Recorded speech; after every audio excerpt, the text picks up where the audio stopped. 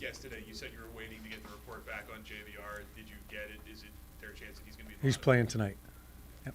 Do you have to take a forward out, or with Lazinski being hurt, you're at 12 forward? Yeah, we're at 12. Willie will be out. John, do you have a goalie for tonight? Carter.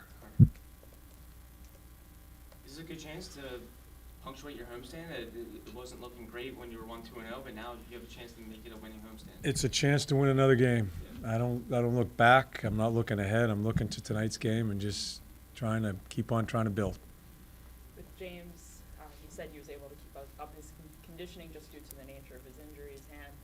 Do you have to have any sort of limit, like Nope. a snap count on him?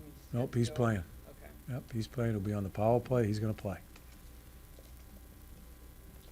John, speaking to morning skates, you told us in the summer that you're not a huge fan of them. In the past, you had not done them at all. You've done them more this year for these guys. Sometimes they're optional. Sometimes it's pretty much the entire group. Is that just a function of where you feel like the team is right now in terms of getting as much ice time as possible? I actually have done it once to make it a mandatory skate.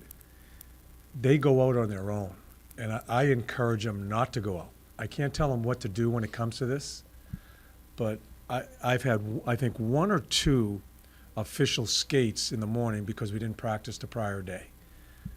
That's the only time I've done that. So the amount of guys you see out there, it's kind of on their own. And after every meeting, we just get through with our 10 o'clock meeting, I ask for hands, to raise your hands who's going on the ice, and I try to talk them out of it. You know, like Catesy. Catesy goes out every morning. Why?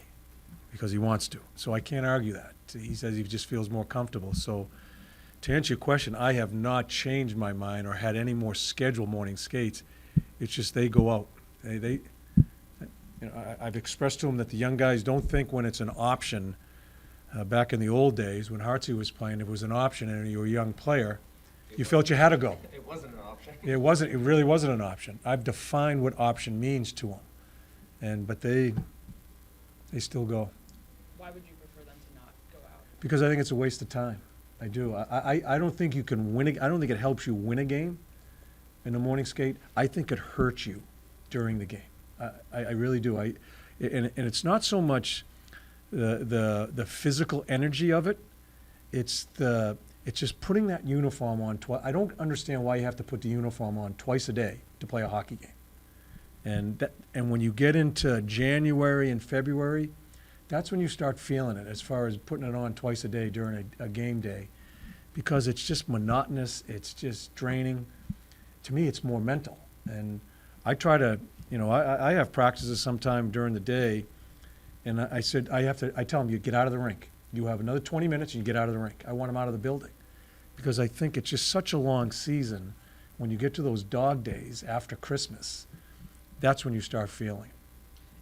You mentioned that it's not something you encourage, but is the flip side of it, does it tell you, even if you don't necessarily agree with it, that you kind of have a bunch of rink rats on this team? Does that make you feel good in a way? No, I think it's a bunch of bullshit. I think they feel it's a routine that they have to do it. I think players lock themselves into this routine. I watch the stretching routines and all the stuff they do to prepare for a game.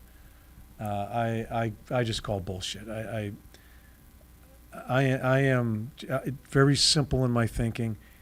Play the game as hard as you can. I think we put so much thought into all the stuff, the morning skate, the stretching, the taping of your stick, the time you do it, all that stuff. And I know Scotty can speak to it. It controls you, and I just don't agree with it. But I have lost that battle years ago.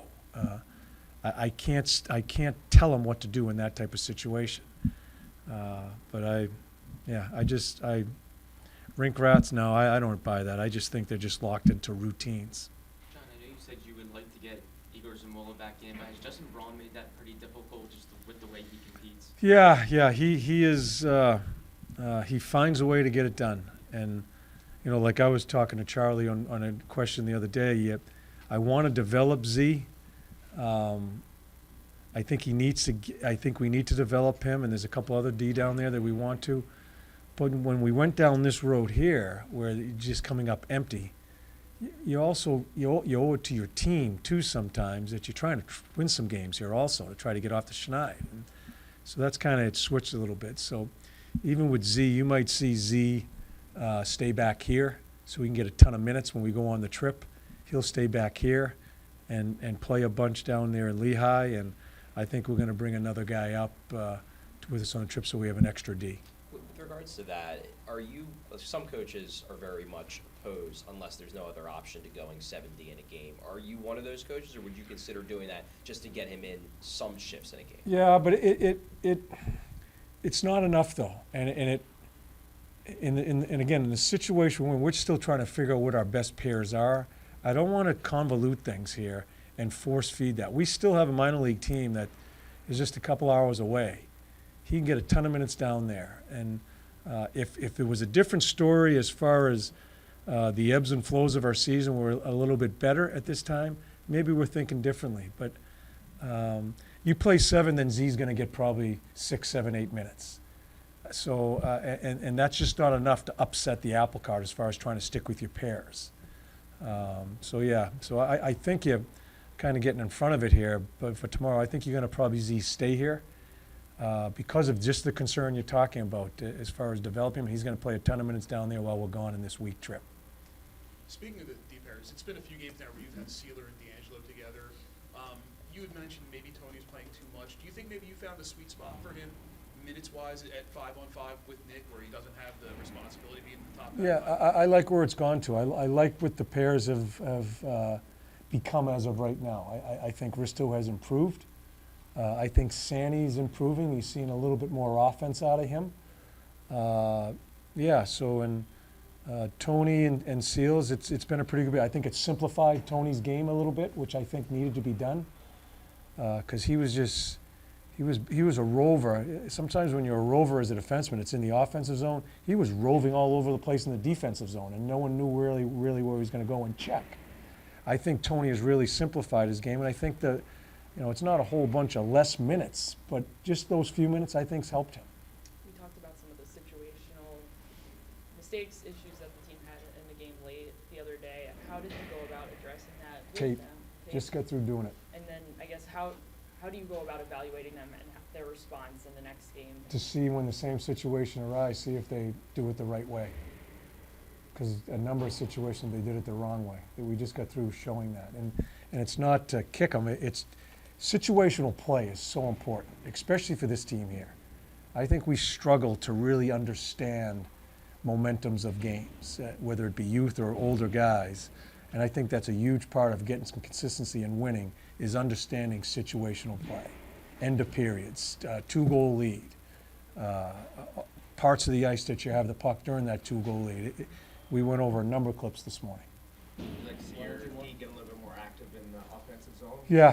Yeah, at the right times, yeah. I think Sanny's beginning to feel better about that. He scores another goal.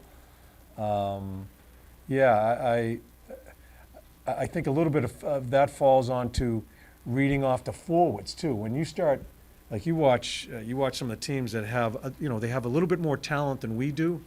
The D reads off the forwards too and starts cycling around and moving out of their positions.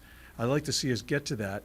It depends on what players are out there with them too, so we don't turn pucks over either. I think there's a fine line there. But we've been concentrating a lot on away from the puck. I think we're getting better there. Now just today we showed some stuff offensively too as far as what we can create and trying to get a little bit of that into our game.